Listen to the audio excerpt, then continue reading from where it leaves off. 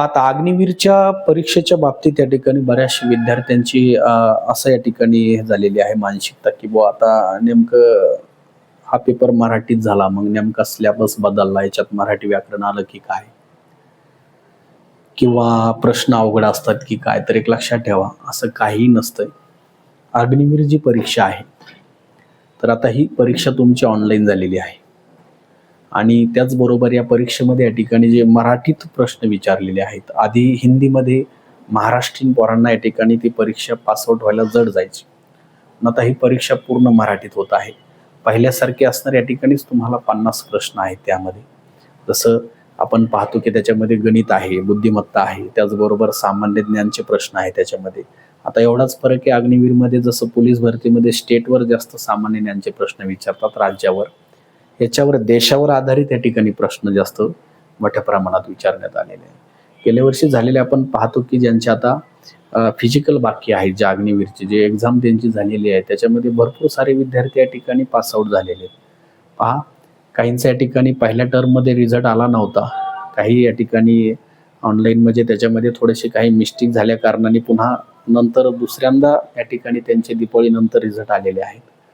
तर ह्या विद्यार्थ्यांचा जर फिजिकलची या ठिकाणी तयारी चालू आहे, तर आपण जे आहे पहा, मराठीमध्ये या ठिकाणी अग्निवीरची परीक्षा या ठिकाणी झालेली आहे. म्हणून बरेचसे विद्यार्थी प्रश्न करतात की सर, आम्ही आता ते हिंदी बुक्स वाचावी का मराठी वाचावी? हे पहा, तुम्हाला हिंदीमधून मराठीचा अर्थ समजत असेल तर तुम्ही या ठिकाणी नक्कीच ते वाचा.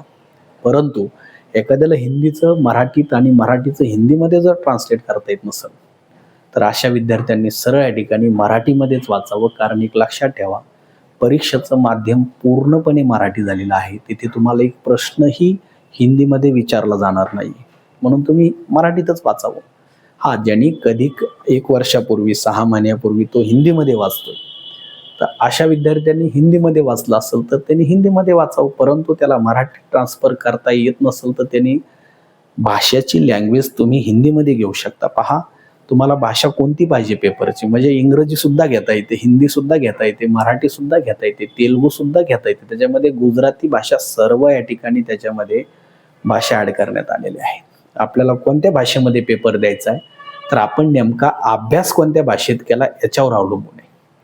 विद्यार्थी अभ्यास करू लागले त्या ठिकाणी हिंदीमधल्या बुक्समधून आणि माध्यम निवडू लागले मराठीचं. असं अजिबात करू नका. तुम्ही नेमका अभ्यास कोणत्या माध्यममध्ये केलाय, त्याच माध्यमची असणारी तुम्ही एक्झाम निवडा.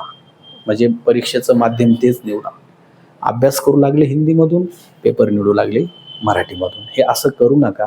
म्हणून लक्षात ठेवा, थोडंसं आपण या ठिकाणी कोणताही अभ्यास, कोणती परीक्षा असेल तर आपण त्याचं सुरुवातीला क्वेश्चन पेपर पाहिले गेले पाहिजे.